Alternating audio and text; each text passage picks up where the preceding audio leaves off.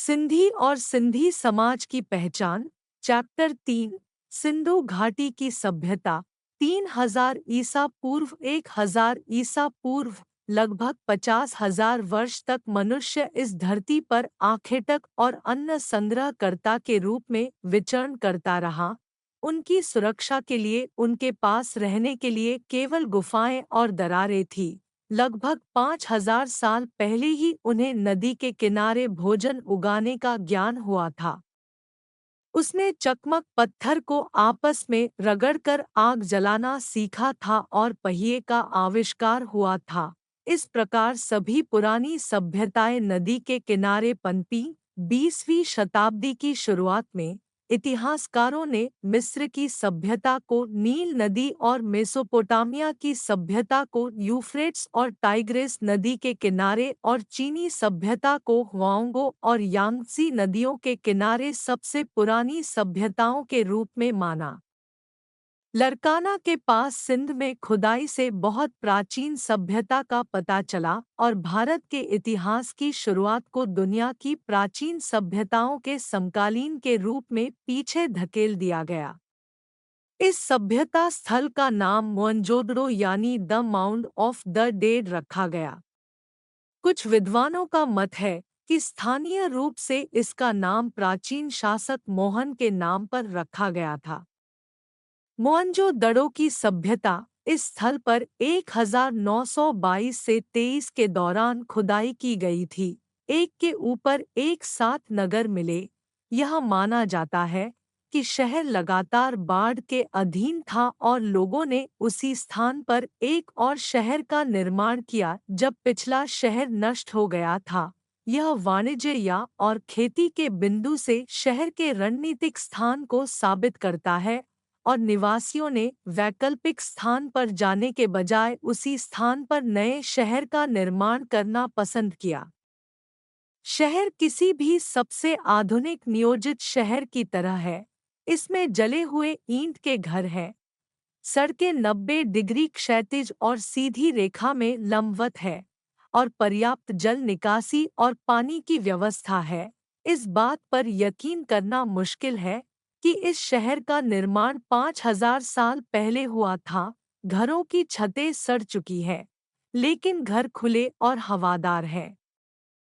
कुछ घरों में सीढ़ियां मिली है, इंगित करता है कि उस काल में भी बहुमंजिला मकान होते थे। ड्रेनेज लाइन को कवर किया गया है। दीवारों पर प्लास्टर करने के लिए जिप्सम और चूने के मिश्रण का इस्तेमाल किया गया है। मंदिर और दुकानें भी मिली हैं। खुशहाली के सभी संकेत हैं। एक महत्वपूर्ण खोज एक पानी के कुंड की है जिसकी दीवारें लगभग 10 फीट चौड़ी हैं। यह 39 फुट लंबी, 23 फुट चौड़ी और 8 फुट गहरी है। आसपास के कमरों में से एक में एक कुआं पाया गया है, इसलिए यह मानने का हर कारण है कि यह एक सार्वजनिक स्नान स्थान और एक मनोरंजक स्थान होना चाहिए। ऐसे शहर के रखरखाव और ज़रूरतों को पूरा करने के लिए नगरपालिका जैसे किसी प्रकार के शासकीय निकाय का अस्तित्व होना चाहिए। मोहनजोदड़ो रहने वाले लोगों की सूरत, कपड़े और आभूषण। विशेषज्ञों के अनुसार मोहनजोदड़ो वासी छोटे कद के, मोटे होठों, संकरी आँखों और भारी गर्दन वाले थे। उनके पास सीधे गाल की हड्डियां थीं। पुरुष दाढ़ी बढ़ाने, अपर लिप शेव करते थे, तो कुछ मूंछ रखना पसंद करते थे। वे माथे को सिर को बाल और एक तरह की कंघी के साथ से ढक लेते थे, बाल और एक तरह की कंघी के साथ पीछे की ओर सुरक्षित करें। उन्हें गहनों का बहुत शौक था। सभी प्रकार के आभूषण मिले हैं।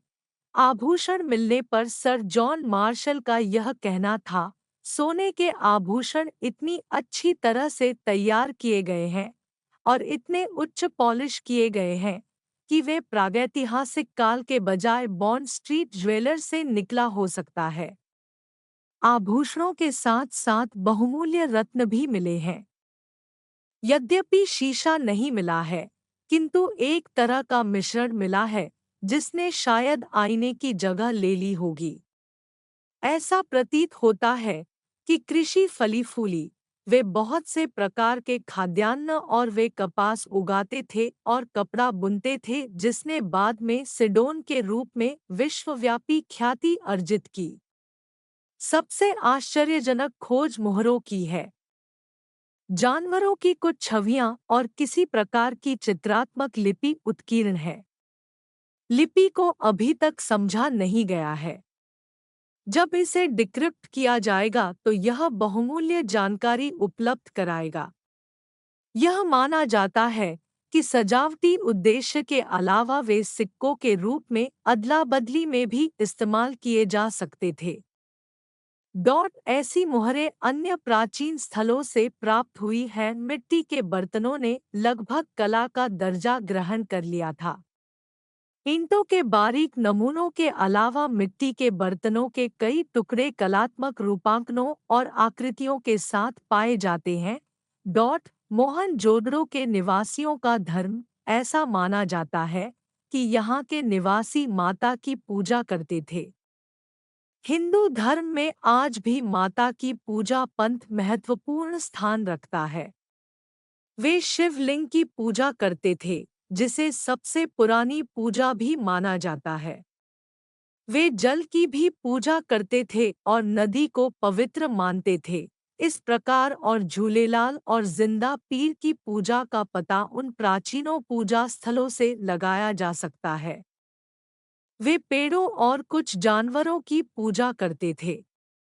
यह प्रतीत होता है कि सिंध के प्राचीन लोग उस समय भी जीवित पेड़ों का महत्व जानते थे और प्रकृति के साथ अपनापन, एक ऐसा तथ्य जो अब देर से और अनिच्छा से लोगों ने स्वीकार करना शुरू कर दिया है, और हम प्रकृति के महत्व से अवगत हो गए हैं और पृथ्वी की पारिस्थिति और प्रकृति बचाने और बहाली के लिए चिंताएं और आंदोलन शुरू कर दिया गया है।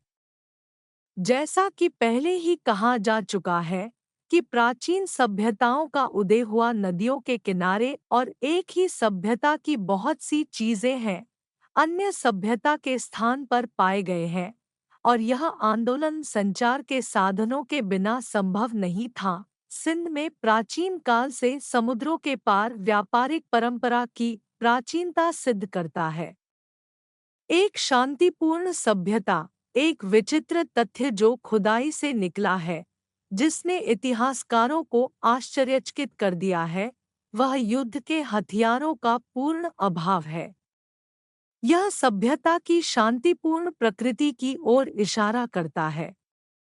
सिंधु नदी ने निवासियों के लिए प्रचुर मात्रा में भोजन प्रदान किया और उन्हें अपने भरण पोषण के लिए बहुत मेहनत नहीं करनी पड़ी।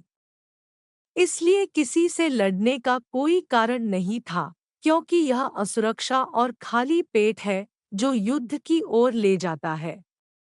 खाली समय ने ललित कलाओं को जन्म दिया। ऐसे वातावरण में कलाएं फली फूली और मन ने सट्टा क्षेत्र में अपनी खोज जारी रखी। परिणाम यह हुआ कि जब बाढ़ की विभीषिका के साथ साथ दुश्मन ने बेहतर हथियारों और दिमाग से अधिक ताकतवर लोगों पर हमला किया, तो वे हमले का सामना नहीं कर सके। लेकिन संस्कृति एक ज्वार की तरह है, राजनीतिक पराजय के कारण यह कुछ समय के लिए पीछे हट सकता है, लेकिन दुगुने जोश के साथ वापस आ जाता है।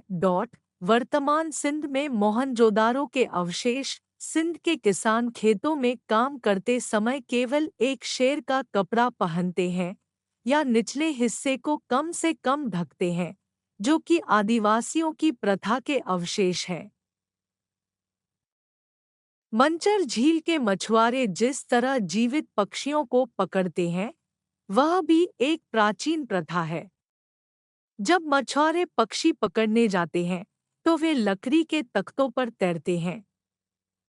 वे झील के फल, पाबोरा और तख्त के सामने के हिस्से को छोड़ देते हैं और पक्षी इसे झील के हिस्से के रूप में भूल जाते हैं और आराम करने के लिए आते हैं। कुछ मछुआरे पक्षियों पर तीर चलाकर उन्हें बेहोश कर देते हैं और उन्हें जिंदा पकड़ लेते हैं। झील में मछलियां पकड़ने के लिए मछुआरे जाल फैलाते हैं और धातु की थालियों से शोर करते हैं, जिससे मछलियां डर जाती हैं और फंस जाती हैं। शेष अगले चैप्टर में। धन्यवाद।